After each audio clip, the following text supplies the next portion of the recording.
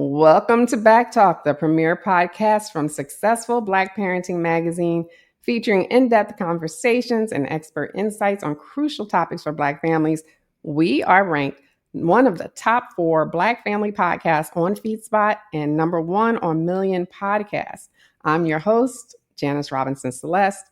If you like our content, I invite you to join our online community, or village, should I say, of like-minded parents over at the Black Parenting Academy by Successful Black Parenting Magazine. Yeah, we're doing it all. I will post that link for you during the show sometime, so you have to pay attention. This is a safe place to share your parenting wins, comments, concerns, or just to get help with parenting challenges. Now, back to today's show. What would happen if every little Black boy knew, without question, that someone always has his back? Let that sit with you as we dive into today's conversation about raising confident, joyful, emotionally grounded Black boys. Stay tuned, and I'll be right back.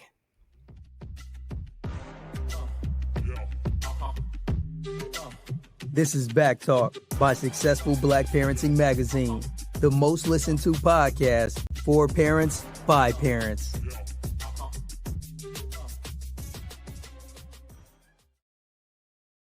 Hello, everyone. Thanks for tuning into BACKtalk by Successful Black Parenting Magazine, your go-to podcast talk show for parents. Share our podcast with your friends, shout it out to your followers, because sharing is truly caring. And don't forget to use the hashtag BACKtalk when you post. Today on BACKtalk, I'm joined by Derrick Barnes, a Newbery honor-winning, New York Times best-selling, and multi-award-winning author. Welcome to the show, Derrick. We're so happy to have you. Oh, thank you for having me, Janice. Thank you for having me. Happy Thursday. Yes, indeed. Now you're winning all the awards. You're not leaving anything for anybody else, sir. Right? And it's never enough either. You know, it's never enough. There's still some boxes I would like to check. So just continue to crank out hopefully quality books that highlight the beauty and brilliance of our children. So As you should. Let's start. Now, I introduced you, but I want to hear you. If you introduced yourself, how would you do it? I always describe myself as a Midwest boy with Southern roots. I'm from Kansas City, Missouri, but my family is from Clarksdale, Mississippi. I was raised in a single-parent household in a little 2-bedroom house. I've been reading since I was 4 years old, started writing when I was 10. I was in gifted and talented classrooms from I think the first grade to like the 8th grade. So I went to a different school every single year. 5th grade is when I started writing. Wrote my first short story. And shout out to Miss Shelby, who's my 5th grade teacher, and all the educators out there. Love y'all. So I started writing everything that I possibly could. Fell in love with hip hop music. Miss Shelby saw that hip hop music was just another form of poetry. So she introduced us to all the writers in the Harlem Renaissance. So I started falling in love with Langston's work. He's one of my homeboys. He's from Missouri. So I just studied everything that he ever wrote. And it's kind of fused that with my love for music. We had a huge album collection growing up. And I used to study the liner notes of all the songs and read all the song lyrics. Stevie Wonder, Roberta Flack, Earth, Wind and Fire. I'm a huge jazz fan, so I think you can kind of hear and feel that in my writing. Being from Kansas City, one of the birthplaces of jazz music, and graduated from high school, went to Jackson State University, greatest HBCU in the universe. I had my first writing job there. I worked for the school newspaper, the Blue and White Flash. I had an advice column called Brown Sugar. My name was Hershey Brown in college. And it was brown sugar written by Hershey Brown. And we won a couple of awards, graduated with a bachelor's degree in marketing. I was the first Black male writer for Hallmark cards in 1999. Wow. Did that for 3 years. And my first books came out in 2004. And I've been published since then. My career didn't really take off until 2017. I wrote my first picture book. It was my ninth book. So there are no overnight success stories, trying to raise four boys. Been married for 24 years, met the love of my life when I was at Jackson State. And I wrote that book right over my shoulder, Crown and Ode to the Fresh Cut. And it won everything, won every major children's book award, or it was an honor. And it's just changed my life. It has literally changed my life. Books 21 and 22 come out this year. So, man, I just wake up grateful every morning to not only be the head of this family, but be able to do what I do for a living, especially in this day and age of book bans and all the other cultural wars that we're going through. I feel blessed to be able to be one of those artists that is, challenging all the negative things that are going on in this world right now. So I'm just blessed. Yes, indeed. That is fantastic. Now, you may have already answered this question, but I'm going to, before I ask it, I want to go back because you mentioned the book bans. You have not been affected by that, have you? Well, it's so 2 years ago, the superintendent of this suburb in Birmingham, he tried to ban. So I was supposed to come to his district for a whole week and do a whole week of school visits. He claimed that a parent complained about my book, I Am Every Good Thing. Hopefully your followers know that book. It was my third New York Times bestseller. And he said someone complained about that book. If you read that book, I don't know what there could be to complain about that. But I went after him, man. I contacted every news media in Birmingham. I had interviews. I was on the television. I was on radio. I was in a newspaper. It was picked up by national news stories. And I Am Every Good Thing ended up back on the New York Times bestsellers list. And he got fired like 2 or 3 months later. So I'm not gonna let anybody come after me because I know that I'm doing God's work. I'm doing good work, and not only for our babies, but I'm trying to write books so that white children and non-Black children can see Black children, as a protagonist, as the center of the universe. And it's so important that we get to see everyone else and learn as much as we can about different cultures. So I'm not going to let somebody silence my book when I'm writing about positivity, about Black love, about Black joy. If you come after me, I'm coming after you. So Right. Well, that's how I get done. That was karma that happened, wasn't it? So I don't know when we became a society where one person's complaint affects the masses. That's crazy, man. Yeah. Right. Just one person can cause everything to stop, just cease, halt. What? I don't know when that became okay. So I'm sorry. I call it the George Floyd effect because in 2020, I was contacted by every famous white woman that you can think of to be on their television show, to be interviewed, and Black children's books were all the rage. Some of them I'm still friends with, but some of them have moved on, like they normally do, in Black culture. This country is something else from a historical perspective. Just so many ups and downs. It seems like 1 minute we are going in, the right direction, but after 2020, when they were changing the names off of buildings and taking down statues, and everyone wanted to read Black children's books, the exact next year, 2021, 22, those same books were the books that were being banned. I think they were frightened. They felt a change was, afoot, that people were waking up. Yeah. But now, so there were new governors elected, there were new school board members, elected. And, I just think it happened in 2020 when there was a ramp up of book bans, after that.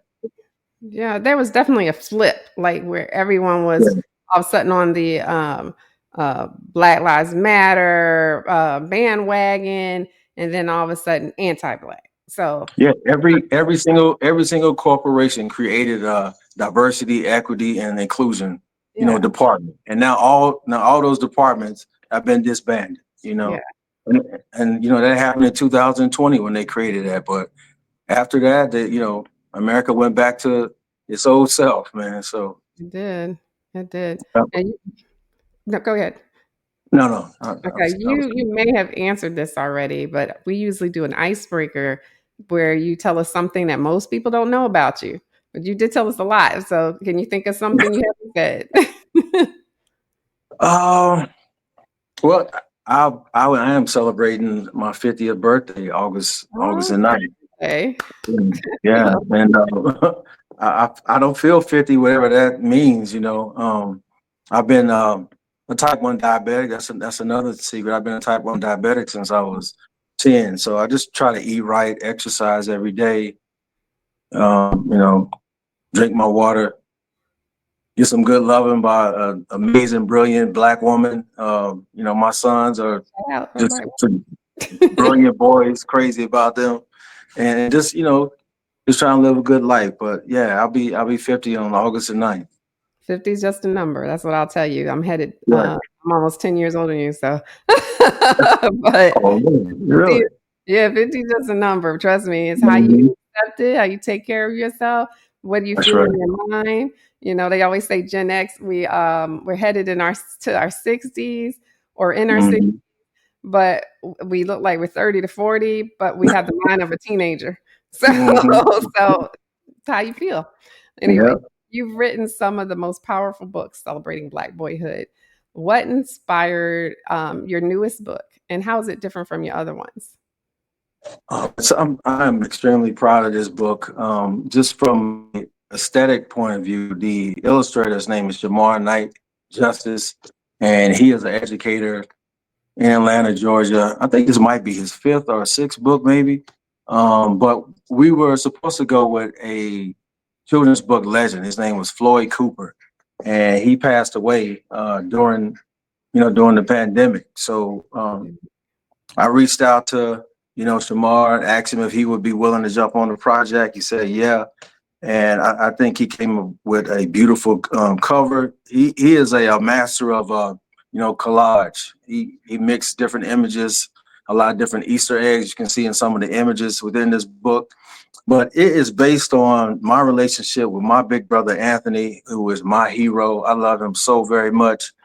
He's 7 years older than I am. Like I said, we were raised in a single parent household, and my mother worked like two jobs most of the time. So it was just us at home most of the time. And we are like polar opposites. Like my brother is a regional manager for a wine company, and he's custom suits, cigars, and I wear jeans and work boots and t-shirts. You know what I mean? So, but man, he taught me everything about hip hop music. He introduced me to hip hop. Most of his friends were from the East Coast, so he was able to get his hands on mixtapes when I was in elementary school. Introduced me to Eric B. and Rakim, Coogee Rap and Polo. Big Daddy Kane's my favorite rapper of all time. Taught me a lot about girls. He Whenever he went to the car wash on Saturday mornings, to go to car wash with your big brother on Saturday mornings with his music playing. He's still my protector. He's still my hero. And on the flip side of that, being a father of four boys and growing up without a father, being able to be blessed enough to be a dad and to witness, their relationships, the different um, um, relationships like with my eldest boy and my youngest son, or my two middle boys. And, it's just awesome to see them grow up and develop their lifelong bond, the same way my brother did. And so in this story, um, Anthony, who was the eldest son, he takes care of his little brother Rasheed. The story is told by Rasheed in the yellow shirt, and Rasheed goes all the way back. He remembers when he first came home, and the first person he saw reach into his crib was his big brother Anthony, and Anthony just showed him how to go outside and jump in mud puddles, how to make Lego blocks and knock them down, how to put on a nice white shirt that mama put on, laid out for church, and showed him how to ride bikes. And this is some of the things that my brother taught me. And it's just a book about older siblings, whether it's a big brother, big sister. Sometimes we have cousins that we call brothers and sisters, and it's just a shout out to them.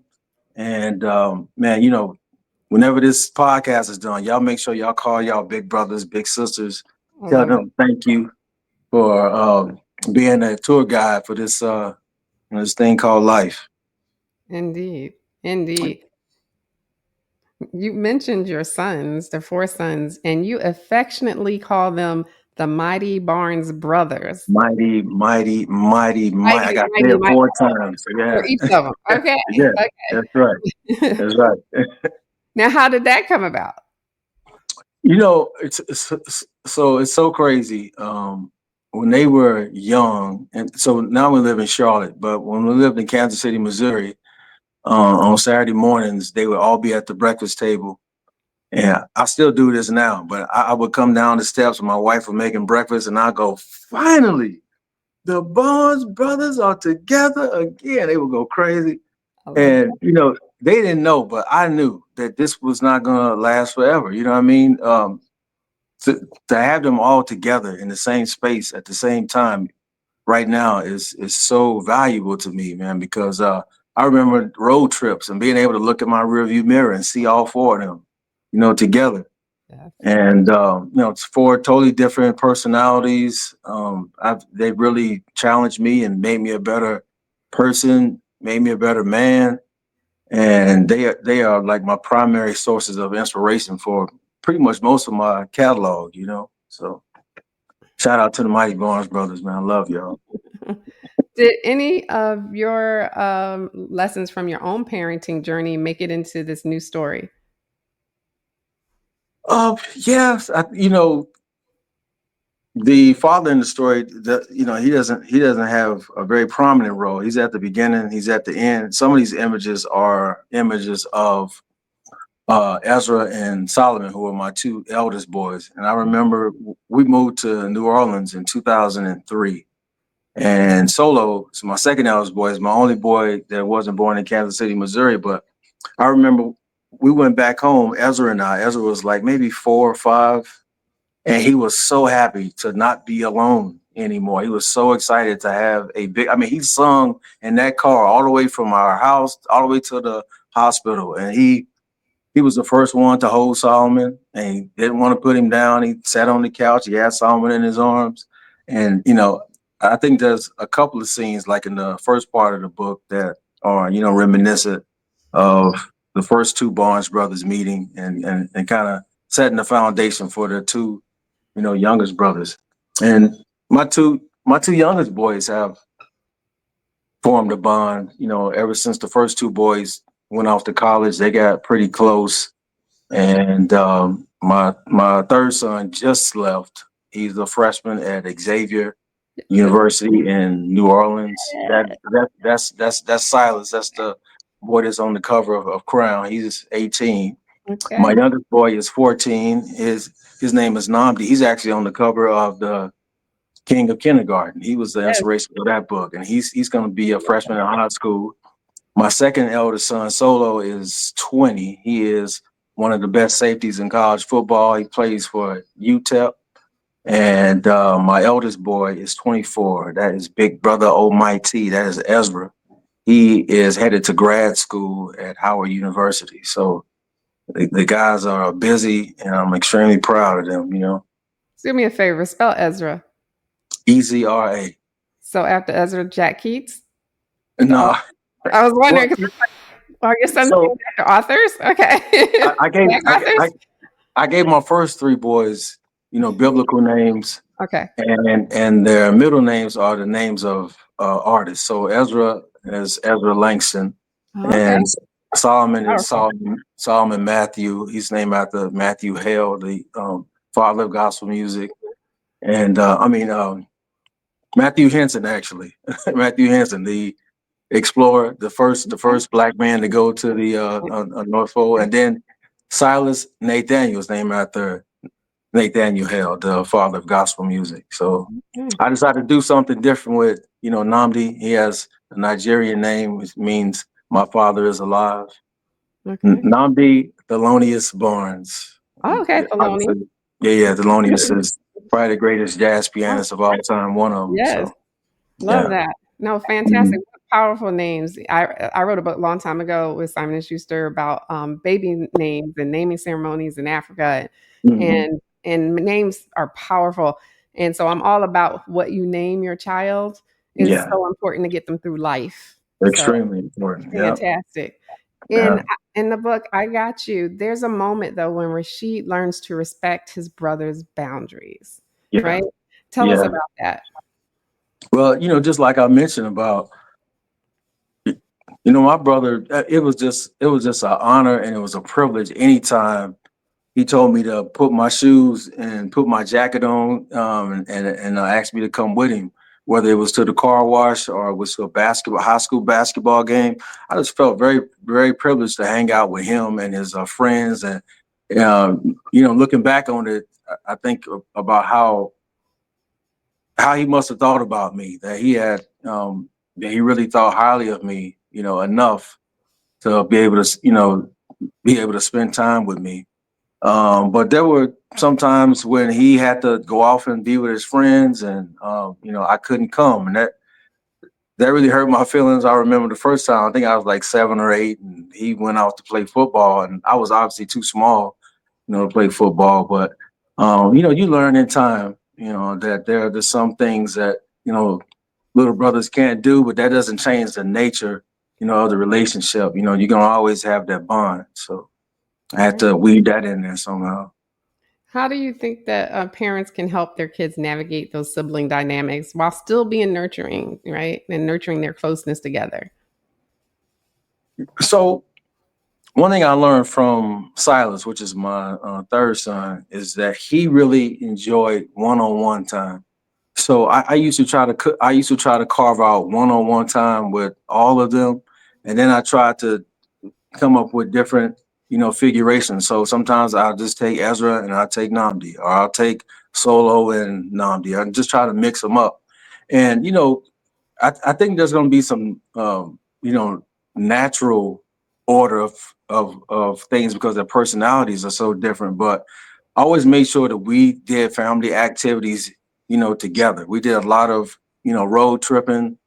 I always bought 2 hotel rooms, and Ezra was in charge of that room, and they spent a lot of, time together. So I think a lot of it is just doing family activities together, and also making time to isolate each child, and just spend personal time with them. Yes, indeed. And there's so much beauty in Black brotherhood, but also there's pressure, right? How do we Yeah. protect and celebrate the bond between Black boys in a world that often tries to divide or label them? What's your opinion on that? So you know, so you asked about the origin of the mighty Barnes brothers.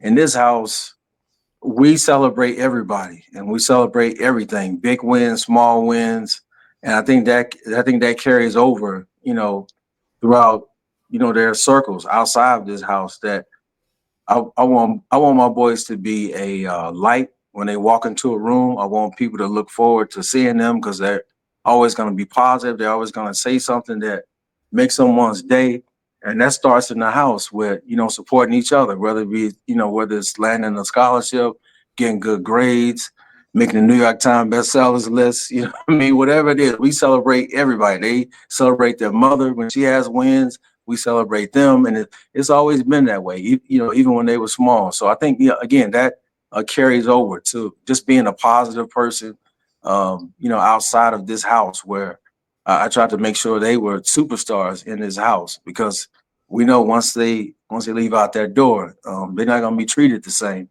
And I want their self-worth to be built up, and a lot of that comes from just celebrating who they are, celebrating those small wins, celebrating those big wins, and just showing each other respect and a ton of love. Right. Now with the Mhm. mighty, mighty, mighty, mighty There Barnes you go. brothers, how do you Mhm. model strength and emotional vulnerability at the same time? Like, how do you do both?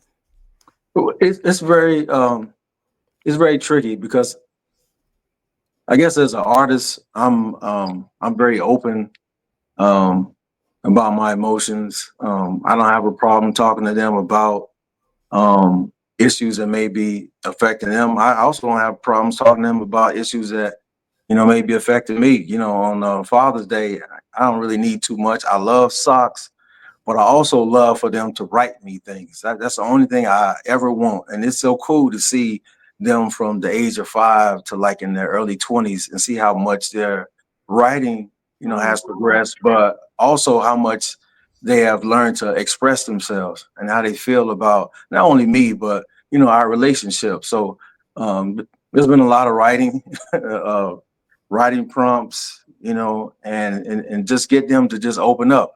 And it also goes back to that one-on-one time. When they were younger, one of the things I always told them is that they can always trust me. I'm never going to judge you. You want your children to always have a safe space, because they're going to go through all these different phases from elementary school to middle school and high school. And sometimes they may not want to talk to you, but you got to make sure that you're going to be that soft space, where they can land. And a lot of it is just not judging them at all. If they know that you're not going to judge them, they will come to you. And I think, I'm not patting myself on the back, but I just think they are fortunate to have a father that's not, I don't have a problem expressing myself. I will cry from time to time, man, especially as I've gotten older, man. And, everything is changing. The boys are leaving. It makes me a little bit more emotional. My babies know they can always come and talk to me. So. That's important. That's really important. And you mentioned writing prompts, which is perfect for you as a writer, an author, and but I think all parents definitely should do that. What kind of writing prompt would you give them? Give us an example. So I like I like to come up with scenarios, and I've bought workbooks, but initially I would come up with my own writing prompts. Like if you were on a deserted island and you can only take 3 items, what would you take? Or if you would take three albums, because I'm a big music fan, and just to see where their mind is, how much they want to express themselves, how much they want to write, what they decide to choose, what's most important to them. I'm just trying to fish around and kind of see their mindset sometimes, with some of these writing prompts. I just bought Namdi a writing prompt workbook. He got like 4 workbooks to do over the summer. And, that's one of them. I haven't checked his writing prompt workbook today. I got to check that out. Okay. No, those are great. And I wanted to give the parents an example so they can start doing these things to help their children with not only writing, but also have someone reading if they're struggling to write it out, even if they struggle to write it. So I love that idea. I absolutely do. Books like yours are often called mirrors and windows. So why is it critical for Black children to see themselves reflected in joyful, everyday stories and not just trauma narratives?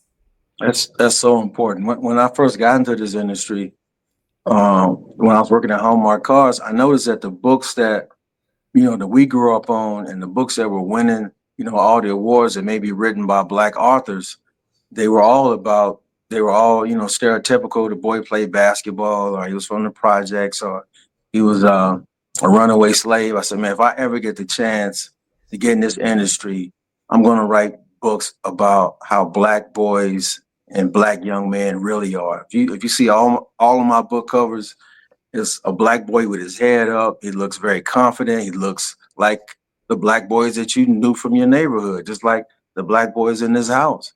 And I want to tell stories where Black children are just being children. Yeah. I want Black children, I want white children to be able to pick up these books and see themselves in these stories as well. Like we've had to imagine ourselves being, Luke Skywalker, and imagine ourselves being Spider-Man. And you know what I mean? Like we have to put ourselves, if you are Black in this culture, we've always had to imagine ourselves being someone else. But I think it's imperative as a Black creator that we tell the truth about what it means to be Black, and that our babies have family members that love, care about them, and support them. The King in Kindergarten. It's just about this 5-year-old little boy that comes from a very loving family that's starting school for the first time.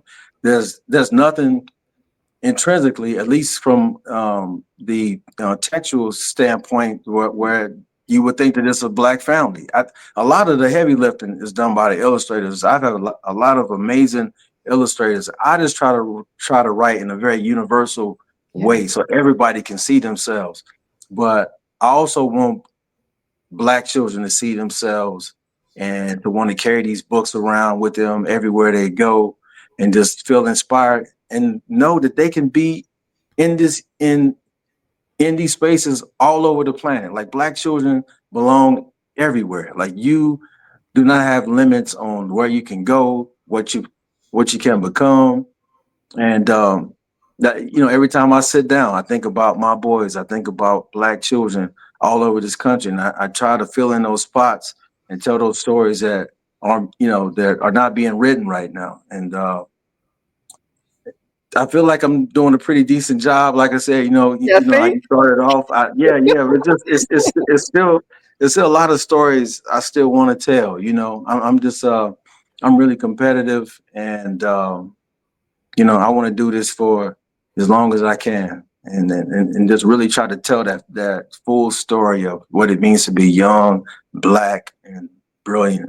You know, in America.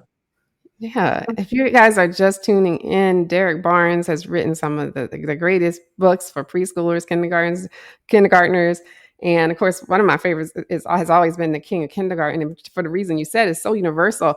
Everybody has to go to kindergarten, That's so you right. see that book in all of the classrooms. It's one of the teachers' favorites because of that. So he's won all of the awards, guys. He didn't leave any for us. I always say that, but I'm always happy and cheering you on because I'm like, you go ahead, get that, go get those things. Thank you I very much. love that. I want you to Thank win. you. I'm always for us winning. Um, Thank but you. as far as home libraries, what role should parents play in building those that reflect our children's identities and aspirations? And are there any must-haves books besides your own that they should have in those libraries?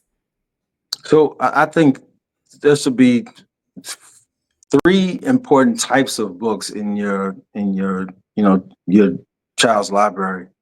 There should be fictional books that feature Black characters. There's so many. I mean, there's a long list of Black authors that I love, look up to. You know, one of my favorite writers of all time is Renee Watson. Um, Jason Reynolds, Kwame Alexander, Kelly Starlin Lyons, Jerry Craft. The list goes on and on. Kwame Mbalia is, all of it. I mean, you just can't go wrong with their books. Tiffany D. Jackson. And the second type of book is a nonfiction book. I have Namdi reading both, so he's reading a fiction and reading a nonfiction. And I like to have conversations with him after he's read his 2 chapters or 20 pages. But nonfiction issues that may not be touched on in their social studies classroom. So we're talking about you know, the different race riots across the country that occurred after, Reconstruction. So, in Wilmington, Black Wall Street. We talk about Reconstruction, which is so important for Black children, to learn. That was a major turning point in American history in regards to Black folks. Talk about obviously the transatlantic slave trade. So nonfiction about what may have once seemed like heavy issues are imperative to have in your home because they may not be learning this at school at all. I'm pretty sure they're not learning these things at home. So you have to make sure that they understand the foundation of this country and how important we are to the democracy of this country. There wouldn't be anything close to democracy if it were not for the efforts of Black people trying to keep them honest for everything that they wrote in the Constitution. Black people have kept them honest. So I think it's important that we teach our children those things. The third type of book I think are reference books. We used to have encyclopedias, but I think reference books about the world, not just Black issues, but I think it's important that they learn about the history of different nations and how different nations were built and how different nations have crumbled. We may be experiencing that right now. So I think it's important that they learn it as much as they can about the world, and not just United States of America. So, and also again, going back to them writing, leave them space to write down their ideas, thoughts. It could be a paragraph, 2 paragraphs, or just have an open conversation after they've finished reading, whether it was the fiction, nonfiction, or the reference books. Because they will have questions and they will be curious, and that's one of our main jobs, is to make sure that we feed and nurture our children's curiosity. I think curiosity dies at a certain age, and that's one of the things that keep me going, even at the ripe old age of 50. I remain curious and want to know things that I didn't know before, and I think we have to make sure we do that before they leave the house, and make sure that we feed that curiosity, and keep these shelves filled with books that can nurture that.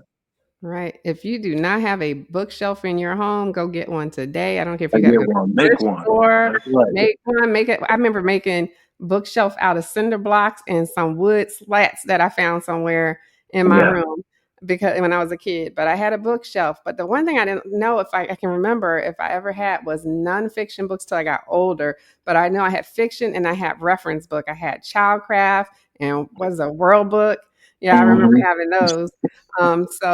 So let me go over that. So we have fiction books, nonfiction books, and reference books. That's what you should have in your children's Yes. library. And you're at Yes. home. All right, pretty Mhm. good. I like that. Let's talk legacy. Mhm. What do you hope your books will teach future generations of Black children and their parents about self-worth and family? That's an extremely important question. I think about that now, especially in this stage of my career. Every time I sit down and write, I'm really just focused on writing the books that I want to write. In this industry, sometimes editors may, have ideas about books, and then they think about the perfect writer or author that may be perfect, be a perfect fit for that book. But I've turned a lot of those, requisitions down. And Mhm. I just want to write the books that I want to fit in my catalog. You know what I mean? Like, you think about all the creatives that you love, whether they be musicians, actors. If you think about Denzel's body of work, I mean, I can't think of a film that he probably regrets in his body of work. It not only speaks to his craft, but it speaks to the kind of person he is and what kind of characters that he wants you to remember. We can all name out, maybe 10 Denzel characters. I kind of feel that same way about my books. If you line everything up, I want people to feel a certain way, to maybe look at me as a free Black man, which is extremely important to me, that I don't belong to anybody, that I tell the kind of stories that I want to write about our people, that make our children feel good about themselves. And I'm always going to be committed to that. Every single title that you line up, you won't be able to point at one book in that whole collection and say, he sold out for the money right there. I don't know what he was doing right there. Now, every single book, from Victory Stand to The Incredible Human Handsome Blaze to I Got You, was always written with, our babies in mind. Yes, I'm glad to hear that. I'm absolutely glad to hear that. Now, how do you balance your career as an author with fatherhood? So I used to feel very guilty. I used to feel very guilty, like when the boys were younger, but now they're older. And we have conversations about being the patriarch of your family. That sometimes, unfortunately, you have to make sacrifices with your time. When I do spend time with them, I try to make it extremely memorable, and I shut my laptop off, and just focus on them. But for the most part, there has been a lot of times where I couldn't do family things, or I couldn't go places, with the family. I stay up late most nights, and I'm trying to strike while the fire is hot. I'm trying to make legendary books. I mean, that's what stays on my mind, and sometimes you're gonna have to do that. Mhm. Uh, and I think they respect me for that, especially my two eldest boys, and because they've gone out into the world, and they've understood that you have to eat what you kill sometimes, Mhm. and the most important thing is when you do spend time with the people that you love, you are solely focused on them. But my career and my health and my mental and emotional self is so important to keep intact because I'm the center of all this, and because I'm going to be the one that they always come to, for advice, for ideas, for safety, for money. So I Mhm. have to make sure that I can always be available, for my family. I think that's the most important thing that you can do if, as the head of your household, is to make sure that you're available for everybody. That goes from my wife to my youngest son. So right now I'm just in go mode. I'm trying to I'm trying to win every single award, You be should. on be on be on every single bestsellers list. I Yes. want these books to turn into films. I'm trying to get everything right now, and I think my boys understand that. I think my wife understands that now. So. So for parents out there who, you always hear a parent, I want to write a children's book. I want to write a children's book. I hear that a lot. When you sit down to write a book, what is your process? And then what words of encouragement would you have for them? I think if you are a writer and you seriously have something to say, I think the first thing you should do is do your research on the industry, whatever genre or age group.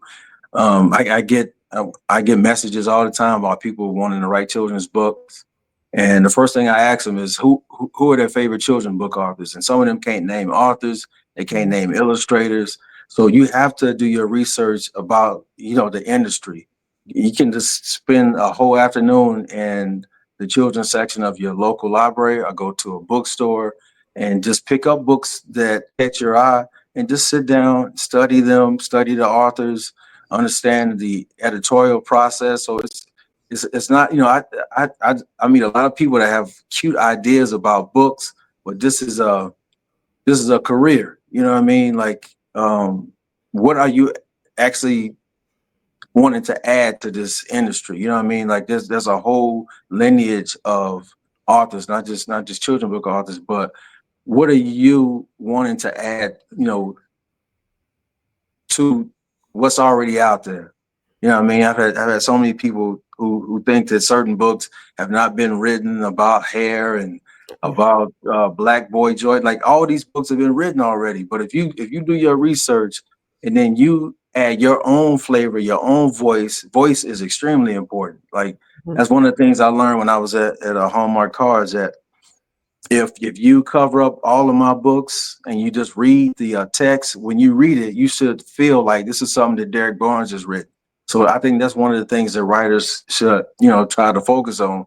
Like, what is your voice? And I've taken pieces of, different poets that I like, different MCs that I like, different novelists that I like, and I've uh, I've matured into what I am today, and I'm still learning and trying to work on my craft. So I, I don't know. I'm kind of a snob in that way. If people are not serious about working on their craft and being a real writer, um, I don't know. I just don't. I don't have a lot of time for people who aren't serious about the craft. If you Right. have a cute idea about a children's book or something, there are avenues for that. You can self-publish, you can vanity print. If Yes. you're serious about doing it, then the first step is studying this industry. Right. I understand that. And then once you get past all of that, the marketing part is a whole other monster. So you got to be good at both these days, Yeah. usually, to get started. But final question: how can our audience follow your journey, support your work, get their hands on I Got You? Yeah. So I always recommend going to bookshop.com because it supports, independent bookstores instead of going to, Amazon. I mean, if you purchase your books from Amazon, that's cool. But I always, recommend going to bookshop.com or going to your local independent bookstore, Barnes and Noble. I am most active on Instagram at Arthur Derrick D. Barnes. There's also a football player named Derrick Barnes. He plays for the Detroit Lions. That is not me, even though I love football. Or you can go Uh-oh. We might have to say that again. I think you froze. Let's see if it comes back around. Give it a second. It happens and we're on air. What's being, oh no. Uh-oh. Hold on, Derrick. You might have to refresh. We lost that last part after the football player because you froze for a second. Oh, Say okay. that again. No, I was saying you can go to my website. It's Derrick D. Barnes. And, again, I'm most active on, IG. So July 15th, my 21st book comes out. I'm so excited about it. Such an extreme blessing. I Got You, A Brother's Promise. Pick it up everywhere early. Those pre-orders are so important, for us in regards to making the USA Today, the New York Times bestsellers list, because the day the book comes out, it looks like you've sold 4,000 copies or 5,000 copies. So pre-orders are extremely important. Wherever you order your books from, please pick one up. If you have older siblings in your life, if you have sons, if you are a boy mom, pick up. I Got You. It's one of the most heartfelt, sweetest books that I've ever written. So I hope y'all love it. And you know what? They make great birthday presents for when you have to go to a birthday party. Wrap up a couple of picture books and make them look really pretty and give them for the gifts. I think that's always a great gift to get. Well, Derrick, I want to thank you for coming on the show today. It's been wonderful chatting with you. And, I just love hearing about your sons and your work. So, no, thank you for coming on. Thank you for having me. I appreciate it, Janice. Okay. And a big shout out to all of you watching us on BACKtalk by Successful Black Parenting Magazine. Be sure you follow us on social media. Click on everything, the follows, the likes, the ads. That helps us to survive so that we can help you to thrive. Until next time, I wish you the best and much success. Take care and thank you for listening, everyone.